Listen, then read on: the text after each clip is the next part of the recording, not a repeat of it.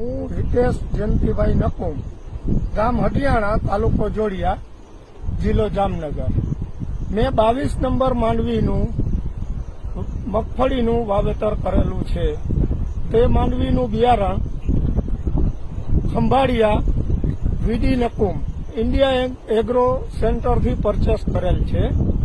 તો આ માંડવીની અંદર ટોટલ દવાથી માંડી અને બિયારણની ટ્રીટમેન્ટ દિનેશભાઈ વીડી નકુમ થ્રુ કરવામાં આવેલ છે. અને અત્યાર લગીમાં આ માંડવીની અંદર 2 સ્પ્રે કરવામાં આવેલા છે દવાના.